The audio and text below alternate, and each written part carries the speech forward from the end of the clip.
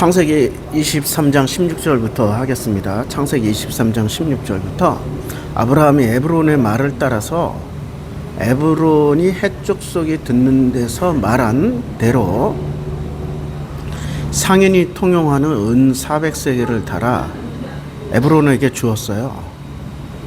에브론에게 주었어요. 그래서 이제 거래가 이루어졌어요. 은 400세겔을 달아.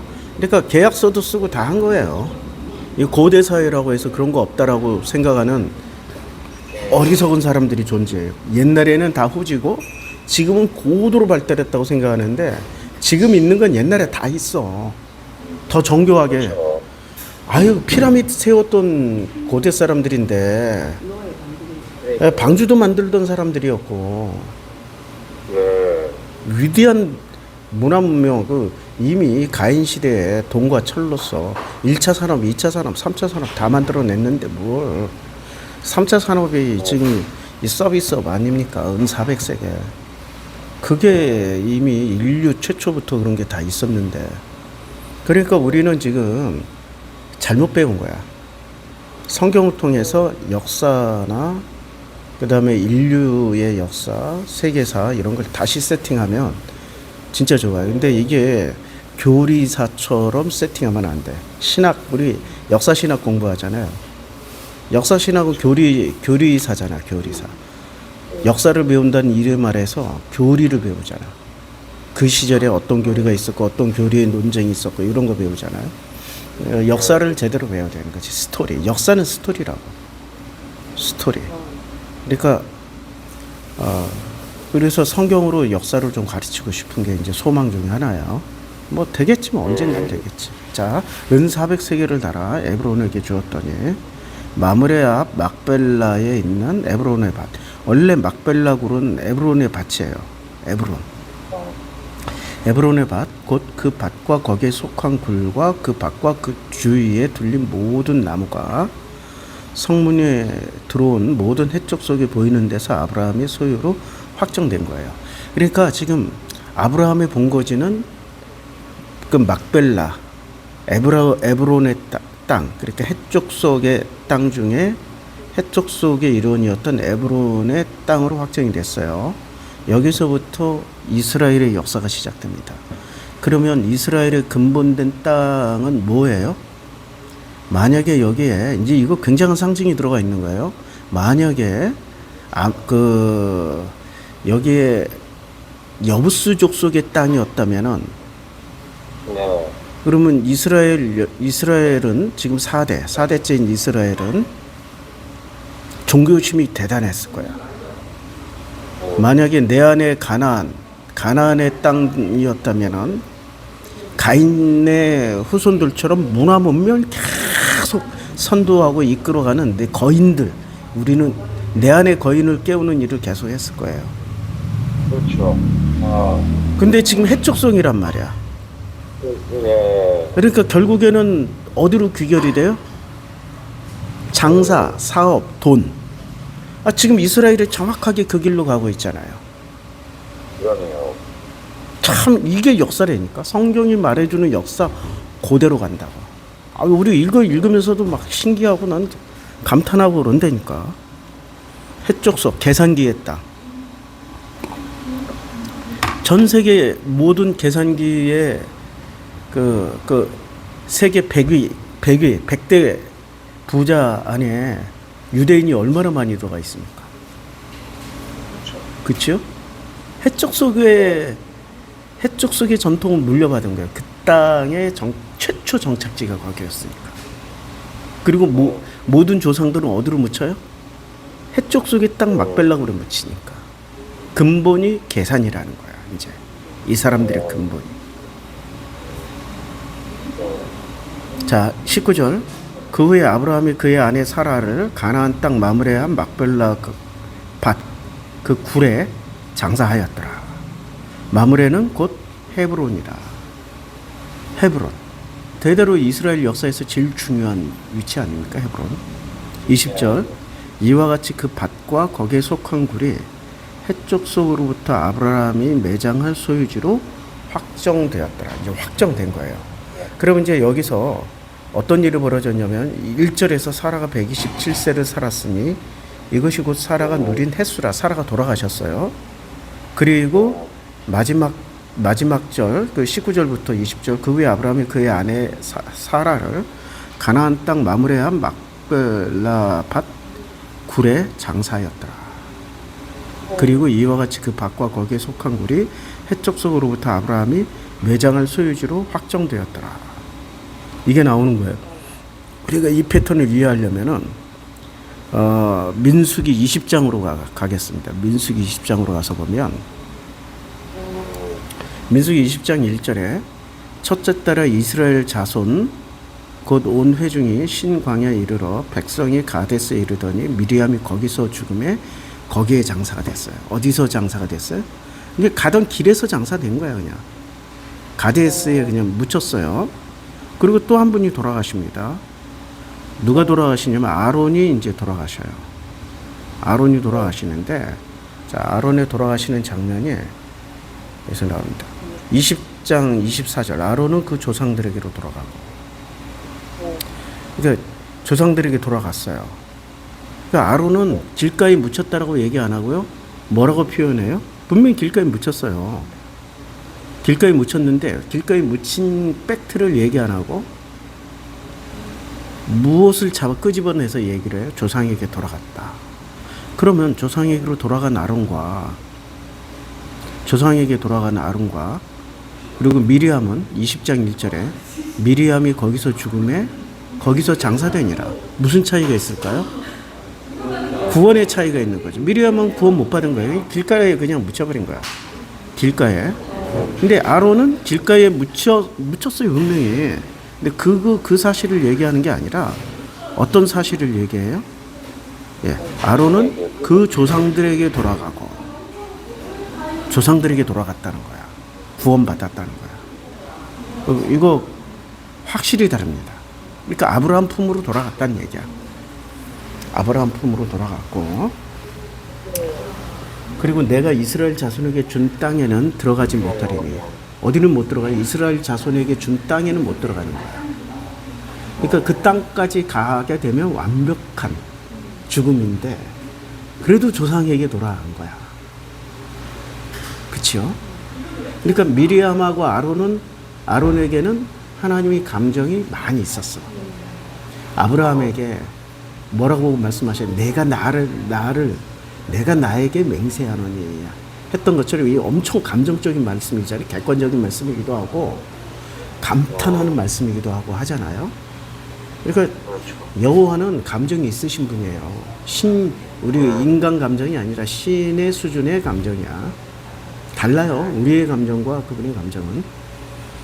어떨 때는 나도 잘 구분하지 못하겠더라고. 근데 그 감정이 있어. 내가 이스라엘 자손에게 준 땅에는 들어가지 못하리니 이는 너희가 무리바 물에서 내 말을 거역한 까닭이다. 분명히 얘기를 해요. 왜 감정이 생겨났는지. 이는 너희가 무리바 물에서 내 말을 거역한 까닭이야. 너는 아론과 그의 아들 엘레아살을 데리고 호르산에 올라가 아론의 옷을 벗겨서 그의 아들 엘레아살에게 입혀라. 지금 모세의 아들에게 지금 이 레위의 전통을 물려주는 거예요? 아론의 아들들에게 물려주는 거예요? 아론의 아들들. 모세의 아들들에게는 안 물려줍니다. 왜요? 모세의 아들은 아버지 밑에서 컸어요? 시부라 밑에서 컸어요? 아버지의 영향을 받았어요? 엄마와 외할아버지의 영향을 받았겠어요? 어디서 받았어요? 엄마와 외할아버지, 미디안 제사장 호밧. 이름이 세 개나 돼요. 호밥, 이드로. 예. 이름이 여러 개예요. 그러니까 정체성이 불분명하던 인간이야. 변화무쌍한 인간이야. 한 가지로 규정짓지 못하는 언제든지 모양과 자기의 생각과 사고를 싹 바꿔먹을 수 있는 위험한 인물이라는 거죠. 하나님이 이름을 안 바꿔주는데 지가 이름을 세 개나 가지고 있어. 하나님의 사람도 아니란 얘기예요. 그리고 이드로가 미디안의 그 어떤 종교적 습성이겠네요, 목사님. 예, 종교 대제사장이에요. 미디안의 대제사장이에요. 그러니까 바알 숭배자의 끝판왕이란 얘기야. 미디안 종교가 얼마나 사악한지가 민수기 33장, 34장 뭐 요때쯤 나오잖아요. 어디서 나오냐면 21장. 예. 거기서 나오는데 그 전 이스라엘 백성이 보고 있는데 미디안 여자를 데리고 누가요? 10부장, 1000부장들이 이스라엘 백성이 미디안 여자를 데리고 전 이스라엘이 지금 제사 지내려고 다 서 있는데 전부가 보는 앞에서 텐트에 들어가지고 그 짓을 하고 있잖아. 그 소리가 막 밖에까지 들리잖아. 엄청난 짓을 저질러 버려요. 이게 미디안 사람들이라고. 집단 광기죠. 집단 광기. 그러니까 이게 두 가지 문제야. 미디안 천부장 시스템의 문제점을 얘기하는 거야. 내가 천부장인데 너 모세 천부장 없으면 너 일할 수 있어? 이런 거지. 이거 누가 심어줬어요? 천부장, 백부장 시스템을? 미디안 제사장이 심어준 거 아니에요. 그러니까 미디안 시스템의 최고봉에 쓰니까 어떻게 돼요? 여호와의 사람이 되는 게 아니라 미디안 사람이 되버리다. 이거지. 그걸 보여주는 게 민수기예요. 민수기. 그래서 지금 이제 다시 이제 창세기로 돌아가서 창세기 23장 1절에 사라가 127세를 살았으나 이것이 곧 사라가 누린 횟수라. 그리고 마지막 절에 그 후에 아브라함이 그의 아내 사라를 가나안 땅 마므레한 막블러그에 장사하였더라. 근데 여기서는 조상으로 간다는 얘기를 해요, 안 해요? 안 하죠? 안 하네. 그러면 이제 조상이 누가 된 거예요? 아브라함부터가 조상이 된 거야. 아브라함부터. 그럼 그 이전에 있던 조상들은 여기서 이제 대가 끊긴 거야. 아브라함부터. 누구까지는 조상에게 돌아가요? 지금 아브라함의 실제 조상은 누구예요? 셈족이잖아. 셈, 함, 야벳 중에 셈이었잖아. 그러면 하라 그 갈대 우르에 살고 있었던 나홀과 그의 자녀들은 죽으면 누구에게 돌아가요? 셈의 계보로 돌아가는 거야. 셈 조상에게 들어가. 혹시 영화 바이킹스라고 보셨어요? 넷플릭스에 시리즈 1, 2, 3, 6까지 나왔어. 1, 2, 3, 4, 5, 6, 7까지 나왔나? 영화 같은 걸 요즘 안 봐가지고. 그래요. 거기서 보면 이 원이 제일 재밌어요. 근데 원에서 뭐가 나오냐면 북구 유럽의 종교가 나오는데 거기서는 종교가 4개가 충돌을 해요. 북유럽의 종교, 전통 종교와 기독교, 이슬람과 그 다음에 불교가 충돌합니다. 그리고 유럽의 기원을 거기서 다 설명해줘요. 유럽은요, 바이킹이 만든 대륙이에요. 그리고 바이킹이 다니면서 해족속처럼 상업을 했어요. 약탈도 했지만 상업을 했어. 물물 교환도 하고. 그러니까 이 유럽에 고립되어 있던 지역들을 바이킹이 배로 다니면서 유럽을 다 원활하게 살려놓은 거야. 그때 만들어졌던 해상도가 전 세계의 백기를 다 열게 되는 그 후에 1000년 후에 이들이 전 세계 식민지를 개척할 때 바이킹의 루트를 따라다니면서 식민지를 개척한 거예요. 전 세계를 식민지 만든 거야. 우리는 바이킹을 하나의 해적으로만 생각하는데, 근데 거기서 오딘 종교를 보여주는데 오딘 종교하고 기독교하고 이슬람과 불교가 섞이는 장면, 조로아스터교도 나와요. 굉장히 잘 만든 드라마야. 그게 어떻게 섞이고 어떻게 종교가 변화 발전하는지를 보여줘요. 저는 그걸 봤어. 그 스토리의 주된 거는 전쟁이고 바이킹들의 역사인데 그 역사를 통해서 유럽사의 근본을 알게 된 거야. 그러니까 노르망디라고, 그 노르망디가 왜 프랑스인데 왜 노르망디? 노르망의 바이킹 이름이거든. 노르만족의 땅, 노르망디라고. 바이킹이 점령해서 살았던 땅이라고요. 그리고 그 영국이 어떻게 바이킹의 땅으로 바뀌었는지, 앵글로족과 섹슨족이 가서 싸우는, 그들이 어떻게 점령을 했는지. 이 영국은 원래 스코트족의 땅이었는데 앵글로와 섹슨족이 들어가서 앵글로 섹슨의 땅이 됐어요. 스코트족은 다 쫓겨났잖아요. 그래서 스코틀랜드가 됐잖아. 그래서 그들이, 영국이라는 나라가 앵글로와 섹슨족이 바이킹의 후예들이었기 때문에 얼마나 잔인하게 그들이 전 세계를 지배하면서 자국의 백성들을 얼마나 잔인하게 전 세계 불을 다 빨대 꽂았잖아. 인도에서 나오는 불만 가져도 요즘으로 치면 전 영국인들에게 벤츠를 10대씩 사주고 죽을 때까지 태어나서 요람에서 무덤까지 사회복지 시스템 다 해서 다 먹고 살 수 있게 해줄 수 있어. 어마어마한 돈이야. 인도에서 빨대, 인도에 꽂은 빨대 하나만 가지고. 근데 남미에도 빨대 꽂았지, 아프리카에도 빨대 꽂았지, 이 아시아 여러 국가에도 빨대 꽂았잖아요. 그런데 어떤 일이 벌어져요? 상위 1% 소수만 부자가 되고, 기본 마이크가 예, 소수만 부자로 살고 나머지 90%의 사람들은 절대 빈곤으로 살았습니다. 평균 수명이 30이 안 됐어요. 잔인한 놈들이야. 그걸 이해를 못했거든. 저 새끼들이 저렇게 돈이 많은데 왜 저렇게 자국 백성들을 저를 개 돼지로 취급하고 살았지. 알고 봤더니 바이킹 해부해라서 그래. 앵글로색슨. 덴마크에서 넘어온 바이킹들, 앵글로색슨. 무서운 놈들이에요. 피눈물도 없는 새끼들이야. 그것들이 기독교를 받아들여가지고 기독교를 앵글로색슨 바이킹의 종교로 만들어 섞어버리는 장면들. 그거 바이킹스에 나옵니다. 예, 영화 그거 정말 강추입니다. 1을 보시면 돼요. 1. 나머지는 뭐 이제 그것의 아류들이니까 뭐 시즌 2, 시즌 3 뭐 이런 거는. 근데 지금 여기서 나오는 거는 지금 23장이 왜 중요하냐면은 아브라함은 새로운 족보가 시작된 거예요. 셈족에서부터 새로운 족보. 그럼 언제 이렇게 왜 새로운 족보가 나와야 되는 거지? 그리고 왜 조상이 되어야 되는 거지? 그럼 이 조상의 근원이 누구냐면은 조상의 근원은요. 자, 한번 봅시다. 조상의 근원은 창세기 5장으로 한번 가보자고요. 창세기 5장으로. 이것까지 하고 창세기 5장 4장 살피고 여호와께서 모세에게 말씀하여 이르시되 이스라엘 자손에게 명령하여 모든 이거 지금 이제 민수기다. 창세기 5장으로 갈게요. 이것은 아담의 계보를 적은 책이니라. 하나님이 사람을 창조하실 때 하나님 모양들을 지으시고 남자와 여자를 창조하셨고 그들이 창조되던 날에 하나님이 그들에게 복을 주시고 그들의 이름을 사람이라 일컬으셨더라. 아담은 130세에 자기 모양 곧 자기의 형상과 같은 아들을 낳아 이름을 셋이라 했고 아담은 셋을 낳은 후 800년을 지나며 자녀들을 낳았으며 그는 930세를 살고 죽었더라. 셋은 105세 에노스를 낳고. 여기서는 조상이 누구예요? 조상이라고 안 나와요. 조상이라는 단어가 정확하게 안 나와요. 그렇죠? 조상이라고 안 나와요. 그러면은 왜 조상이라는 단어가 안 나오냐면은 창세기 5장 족보에서는 조상이라는 단어가 안 나오는 이유가 자기의 모양과 자기의 형상과 같은 아들을 낳아요. 누가요? 아담이 자기의 모양. 그러면 근데 자기와 자기의 아들은 이 아들은 누구 닮은 거야? 아버지의 모양과 형상을 닮았어.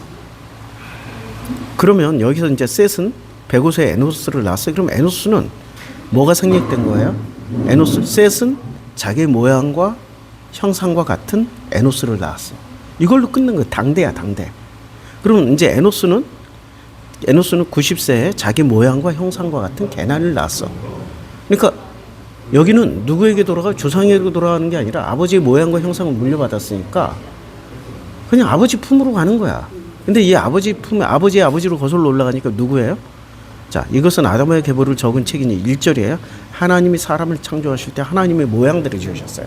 그러면 아담이 자기 모양과 형상대로 셋을 낳았으면 이 자기 모양과 형상대로 셋을 낳은 이 셋은 조상이 누구예요? 아담이에요? 하나님이에요? 하나님 품으로 간다는 거야. 그래서 여긴 조상이 나올 필요 없어. 죽으면 전부 다 어디로 가? 하나님 품으로 간다는 거야. 하나님의 모양과 형상을 물려받았으니까. 이게 그래서 조상이 안 나오는 거예요. 우리는 조상으로 가면 안 되는 거야. 우리는 어디 품으로 가야 돼요? 예수를 통해서 아버지 품으로 가야 되는 거야. 근데 이스라엘은 죽으면 전부 다 아브라함 품으로 가야 되는데 예수가 얘기했잖아. 아브라함 품으로 못 가. 어디로 가? 마귀의 품으로 간다고 돼 있어. 너희 아비는 마귀야. 그랬으니까 너희 조상이 아브라함이면 너희가 나를 믿었을 텐데 나를 믿지 않잖아. 그러니까 너희 아비는 마귀야. 근데 너희는 죽으면 전부 다 어디로 가? 마귀의 품으로 가는 거야. 그러니까 야들은 천국 간다고 가겠어요? 지옥 간다고 하면서 가겠어요? 천국 간다고 갔는데 마귀의 품으로 들어가는 거야. 그래서 아니 걔들은 그 진짜 천국이라고 믿고 있다니까. 자기들이 근성과 자기들이 계산, 셈법, 해적 속의 셈법에 딱 맞아떨어지는 조상에게로 돌아갔으니까. 마귀가. 그래서 이 마귀를 이해를 하면은 이 마귀가 욥기 1장에서 하나님의 아들들과 사탄이 서 있어. 그러면 요 사탄 속에 누가 들어가 있는 거야 지금? 이스라엘. 그리고 요 놈들이 막 떠들어대는 거지. 저 욥을 주위에서 보셨나요? 예? 뭐 이렇게 해가지고 뭐 이게 그 소유 때문에 하나님 뭐 영광 돌리고 지랄하는 거 아니에요? 다 뺏어버리고 뭐 바로 뭐 배신하는 거 아니에요? 요거. 근데 하나님이 입을 안 막잖아. 다 말하게 냅두잖아. 그러니까 성경은 이렇게 기가 막히게 날치줄과 날줄로 엮여 있어요. 그러면 4장으로 갑시다. 창세기 4장에서 보면 4장 몇 절이냐? 4장 6절부터 아니 16절부터 가인이 여호와 앞을 떠나서 에덴 동쪽 롯 땅에 거주하더니 아내와 동침하며 그가 임신하여 에녹을 낳은지라. 가인이 성을 쌓고 그의 아들의 이름으로 성을 이름하여 에녹이라 하니라. 이렇게 하고 이제 그 몇 절부터 20절부터 봐요. 아다는 야발을 낳았으니 그는 장막에 거주며 가축을 치는 뭐가 됐어요? 조상이 되었어. 그의 아우의 이름은 유발이니 그는 수금과 퉁소를 잡는 모든 자의 뭐가 됐어? 조상이 되었어. 신라는 두발가인을 낳았으니 그는 구리와 쇠로 여러 가지 기구를 만드는 자요 두발가인의 누이는 나아마였더라. 아니 지금 조상의 근원이 창세기 5장이에요, 창세기 4장이에요. 그러면 예, 창세기 4장이죠. 자, 그럼 다시 지금 그 아까 민수기 20장을 읽었잖아요. 아론이 죽으면 어디로 돌아가요? 조상에게로 돌아가죠. 그러면 정확하게 창세기 4장 족보에 속해 있을 사람일까요? 창세기 5장에 들어가 있을 사람일까요? 이거 깊이 생각해 봐야 돼요. 우리는 무조건 창세기 5장이라고 생각할 거 아니야. 창세기 4장이라니까. 가인만 하더라도 우리는 훌륭해요. 바리새만 하더라도 훌륭해요. 바리새만 돼도 우리가 존경한다고. 가인 정도만 돼도 존경해. 하나님과 대화했지, 하나님 만났지, 하나님께 사정했더니 하나님 면죄부를 줬지, 면죄부 받았지. 자기를 해하는 자는 벌이 7배이지. 그리고 하는 것마다 성공하지. 에녹 성전을 짓고 하나님을 경외했지. 그렇게 했다니까? 그렇게 했어요. 놀라운 일이에요. 그냥 동생 하나 때려 죽인 것밖에 없어. 그 후로는 그런 일도 안 했어. 지금 우리 생각 많이 해야 됩니다. 이 생각 많이 하면서 아브라함이 어디에 속해 있는지를 보시면 돼요. 그러니까 어디로 가야 돼? 아브라함의 후손들은 전부 다 어디로 돌아가요? 조상에게로 돌아가는 거야. 그럼 그 창세기 5장은 조상에게로 안 간다니까? 바로 하나님에게 다이렉트로 가고, 아브라함의 후손들 이스라엘 사람들을 죽으면 잘 가야 아브라함의 품이야. 대부분은 어디로 가? 아브라함의 품으로 못 가고 마귀의 품으로 들어가. 아, 이거 정말 생각 잘해야 됩니다. 예. 자, 이거 내가 녹음을 하나도 안 했어. 아, 할렐루야, 녹음 하나도 안 했어. 이제 자, 여기까지 하겠습니다. 여기까지 하고, 예.